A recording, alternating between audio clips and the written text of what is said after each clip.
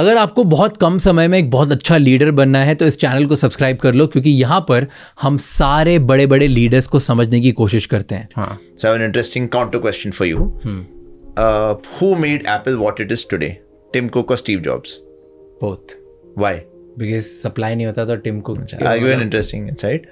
When Tim Cook took over, what was the valuation of Apple and what is it today? I don't know this. So Tim Cook took over about 10-11 years ago. It was 250 billion. Today is 3 trillion. 250 billion dollars. Today is 3 trillion. So Tim Cook has taken Apple 12x in valuation from where it was in 10 years, from whatever Steve Jobs had built till then. Right? So I think there's a place in life as founders for both, but the amount of value that great executives, great CEOs can come in and create in businesses is phenomenal. We like to believe that it's always a founder story. Yeah. Right? And the founder stories are what are celebrated and so on. But executives and people who can constrain and really align processes, systems, and actually धंधा बनाना जिनको आता है ना, बहुत value creation होता है उसमें. I keep getting shocked at this number. Oh yes. Because in my head तो यार Apple is Steve Jobs ना, उसी ने बनाया जो बनाया. No, that's true. And there's a story by I think Steve Jobs only said it somewhere कि Tim Cooks was gonna join like a big company, some other company, जब वो interview कर रहा था, and random file में से उसको Tim Cooks मिल गया था. Apple. Really? Right?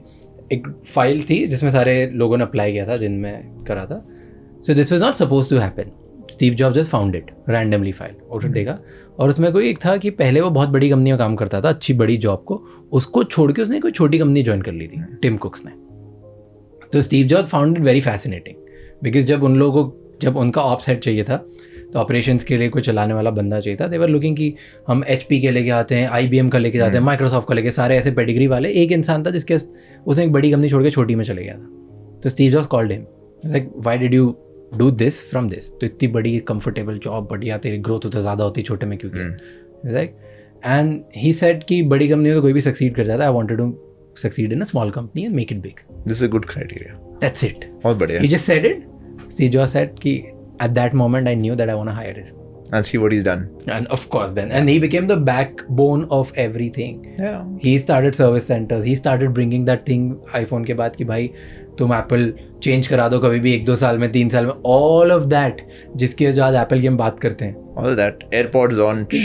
The different sizes of the iPhones, the big size, and that mini experiment. Everything. Lots of it is Tim Cook's innovation driven by Tim Cook, which you wouldn't associate him with otherwise. Yeah. So you're talking about कि so every Steve Jobs needs a Tim Cook, every Tim Cook needs. Yeah. And finding those two in one person is very, very hard. Finding the disruptor and the innovator and the scaler, right? जिसके amazing ideas है, लेकिन वो सारे amazing ideas को amazingly execute भी कर पाए, बहुत ही मुश्किल है. Yeah. And especially in one founder. There was a last question which I really liked कि आपने पहले McKinsey में काम किया है, आपने टाटा कंसल्टेंसी के साथ काम किया है, आपने स्नैपडील में काम किया है, राइट? सारे बड़े बड़ी कंपनीज, बड़े स्टार्टअप्स में. ऐसा क्या बड़ी कंपनीज में होता है जो छोटे स्टार्टअप में नहीं चला?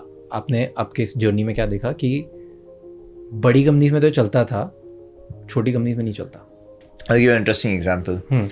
मैंने McKinsey में प्रोजेक्ट किया था where I was working on supply chain, और मैं 2008 में काम कर रहा था एक कंपनी के साथ कि जब GST आएगा, तभी तो बहुत दूर की बात थी, लेकिन जब GST में आएगा तो हाउ विल लाइफ चेंज, आपके वेयर हाउस कितने कम होंगे, सप्लाई चेन कैसे ऑप्टिमाइज होगा, वो सब, right.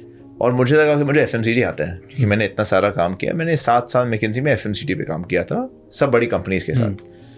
Then when I went and started the moms को, जाके हमने प्रोडक्ट्स बेचना शुरू किया एंड ऑल ऑफ दैट कुछ फ़र्क नहीं पड़ा क्योंकि मैं जाता था अपने सप्लायर के साथ और बोलता था सर माल दे दो, मैं क्या बेचूंगा, right. So I think my big realisation was कि बड़ी कंपनीज में काफ़ी कुछ चल जाता है क्योंकि आपके सिस्टम्स प्रोसेसेस इतने तगड़े हैं कि people have very little room to play and make screw ups और मेक एरर्स. और छोटी कंपनी में सब पर्सन डिपेंडेंट है. ये सप्लायर और मेरे रिलेशनशिप के बीच में ही सारा काम होता था. मेरे पास ऐसा कुछ प्रोसेस, लेवरेज, कैश, ऐसा कुछ नहीं था जो बड़ी कंपनीज के साथ होता है, which will make the difference. तो to me small company success is all relationship. Nice. बड़ी कंपनी में बहुत कम इम्पैक्ट आता है उसका. तो छोटी कंपनियां work on relationship in the beginning, बड़ी कंपनियां work on systems. Otherwise they break. They can't work on their relationships. हाँ, So- माल पहुंचा दिया, can't work. And छोटी कंपनीज में ये होता है. You're so true कि तुम कितना भी बड़ा कर लो, कुछ भी कर लो, तुम्हें एंड में भैया प्लीज निकाल दो यार, मेरा माल निकाल दो. बिल्कुल.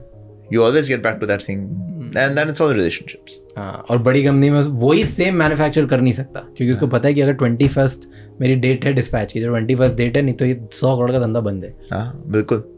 So the same person behaves very differently. Because he's part of a system. हाँ. Wow.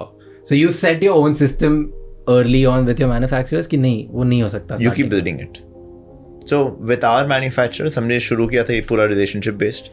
Then at a point we said, sorry, ये नहीं चल सकता because मेरा आगे सारा टूट जाता है. तो we come up with one system that I will tell you, मुझे महीने में कितना चाहिए, आप प्लान कर दो, आप फिर महीने में भेजते रहना.